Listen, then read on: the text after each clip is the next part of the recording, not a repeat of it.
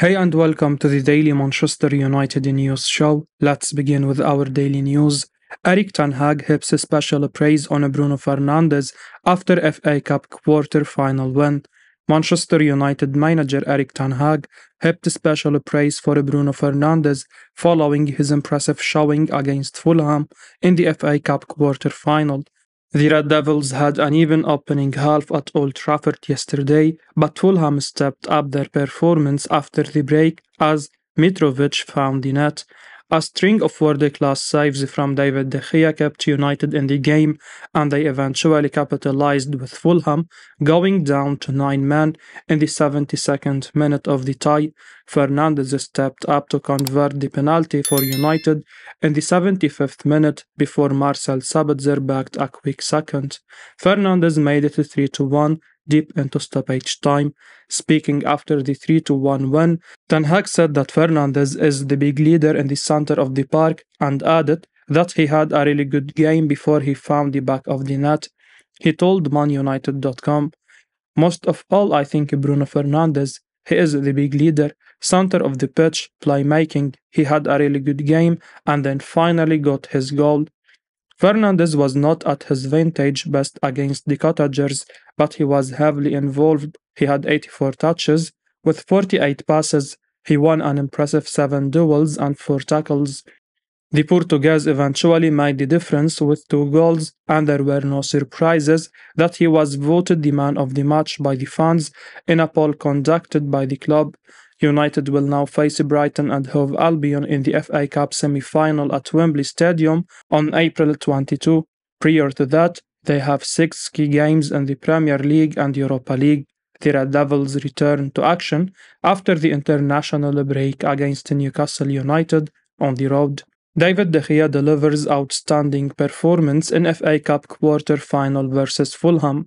Manchester United goalkeeper David de Gea produced an outstanding performance during the 3-1 win over Fulham in the FA Cup quarter-final on Sunday. The Red Devils were second best during vast parts of the FA Cup tie, and they have De Gea to thank for keeping them in the game before the late drama. The Spaniard has been in superb form throughout the season, and he was once again instrumental for United, making 3 key saves against the Cottagers.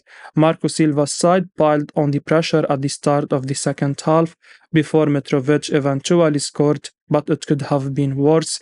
De Gea made 2 outstanding saves before the Serbians' opening goal, and he was called into action again to deny Mitrovic from bagging his second. United cruised to a comfortable win against 9-man Fulham in the end, but things could have been different if not for De Gea's extraordinary reflexes. Meanwhile, the 32-year-old was also solid with his distribution on the day. He completed 91% of his passes while delivering 6 successful long balls. The Spaniard had a difficult start to the season against Brighton and Hove Albion and Brentford, where he was guilty of conceding goals due to poor handling.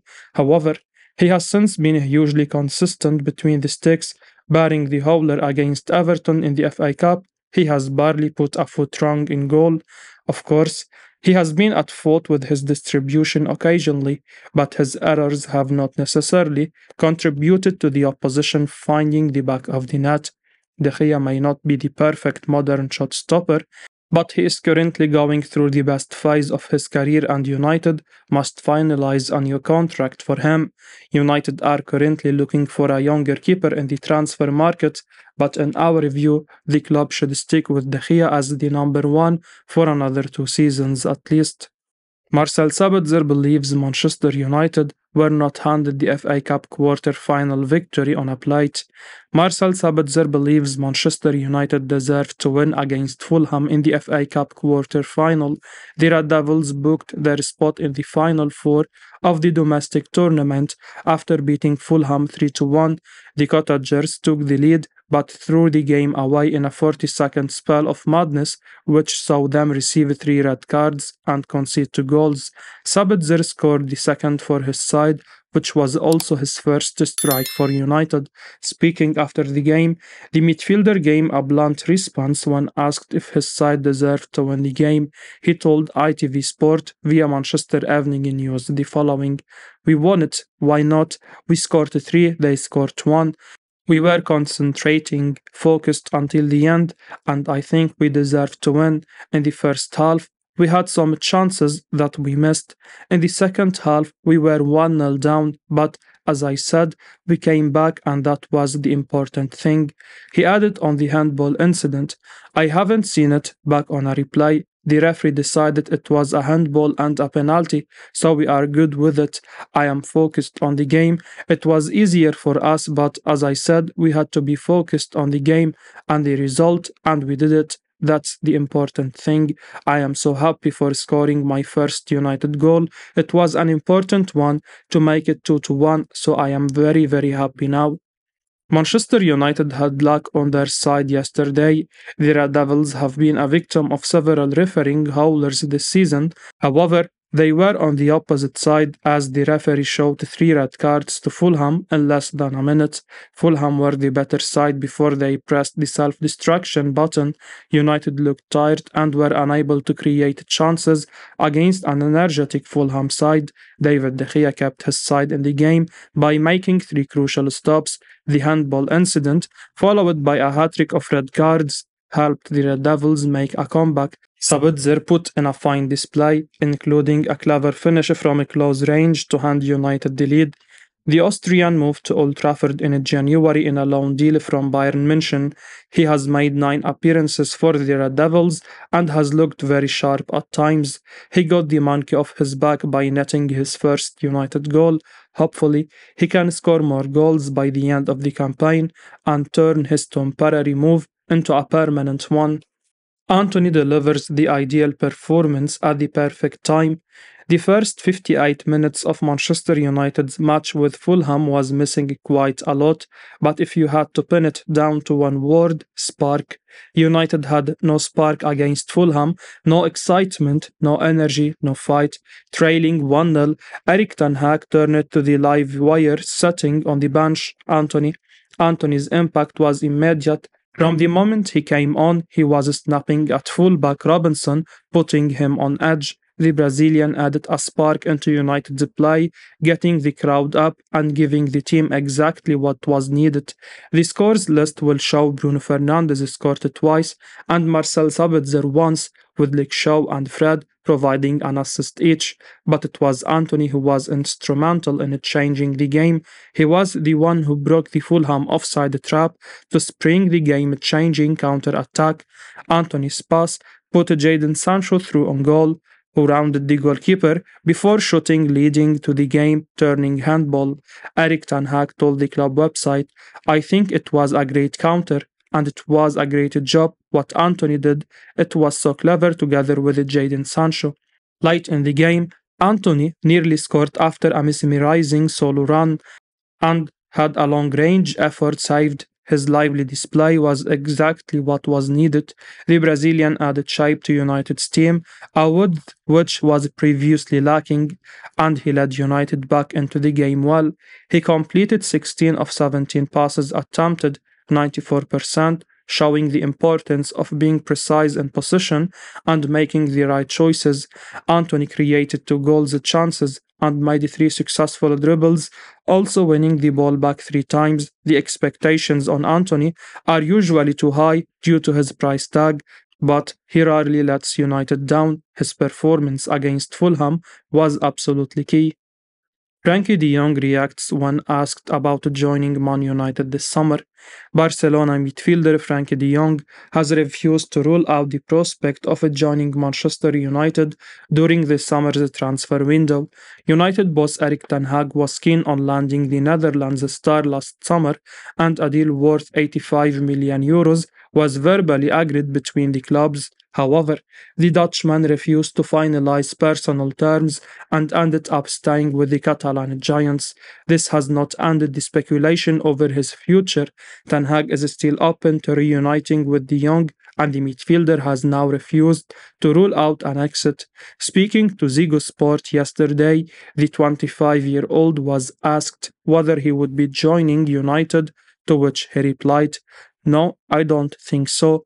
You never know, of course, but I am very happy in Barcelona." The Red Devils decided to sign Casemiro from Real Madrid last summer after de Jong's snub. It has proved a blessing in disguise as the Brazilian has been superb. Casemiro has made key defensive and offensive contributions in his debut campaign. He has been unlucky with suspensions, but he has already proved his worth. Despite this, Ten Hag will want to add more quality in the ranks. De Jong is one of the best distributors in world football, and he would be a superb acquisition for United.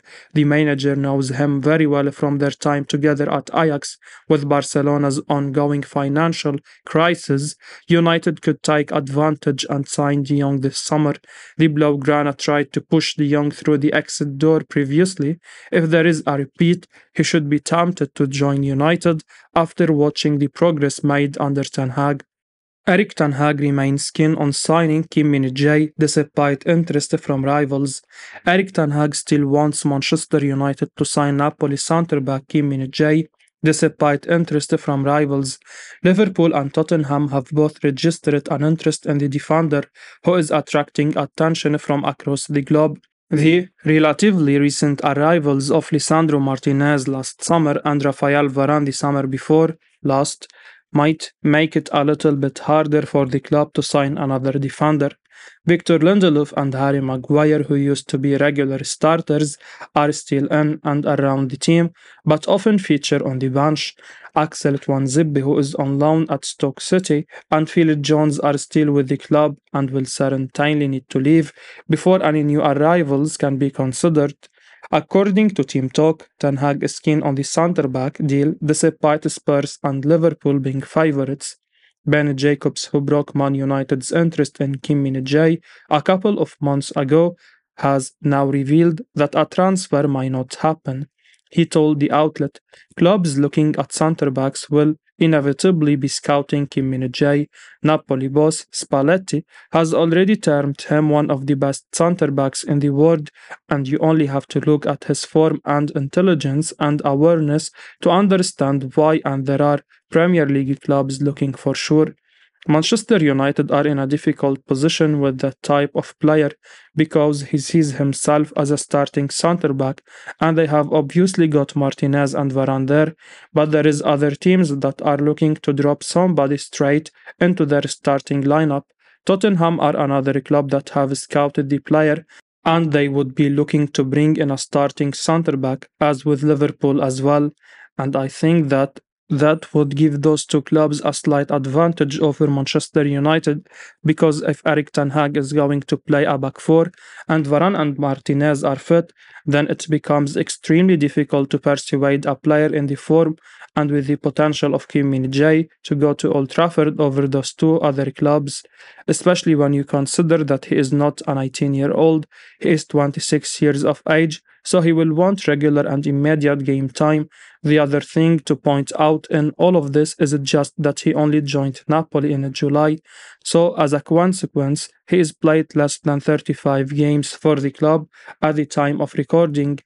It has been reported for a couple of months now that Napoli are planning on entering contract talks with the defender to discuss new terms.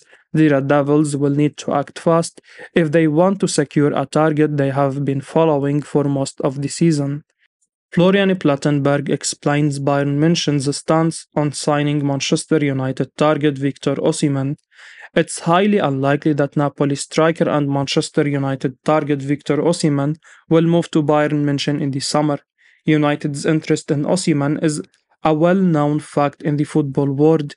The Nigerian star is reportedly at the top of Erik Ten Hag's wish list alongside Harry Kane. Beyond United, a number of English clubs and Paris Saint-Germain are also said to be keen on securing the player's services, according to Florian Plettenberg and Sky Germany. While Osimhen would love to play for Bayern München, there are several circumstances that render such a transfer undue. Plattenberg says that Bayern's way of playing football, which involves intricate play inside the box rather than attacking large spaces behind the space, does not suit Osimhen. As per Plattenberg, Julian Nagelsmann's footballing philosophy does not align with Osimhen's strengths. He said, Bayern are a ball possession team. They sometimes combine inside the penalty area and maybe also need that classic Choupo-Moting type striker. That's why he is working so well at the moment. Osimhen, has to put his foot down and run into a lot of space. Would he also have this space and time at Bayern? He has it in Naples. That's why it works so well. As per Plattenberg, the biggest factor, however, that rules the Bavarian club out of the race to sign Osimhen is just how expensive it would be to bring the 24-year-old to the Allianz Arena. Plattenberg adds that the clubs that can afford Osimhen are Manchester United, Manchester City, PSG, and Chelsea. He said, Manchester United really want him. We are hearing that he is also ranked higher than Kolo Muani internally. I will be uploading daily Man United news, so keep your eyes on the channel and don't forget to like and subscribe. I appreciate your support. Peace out.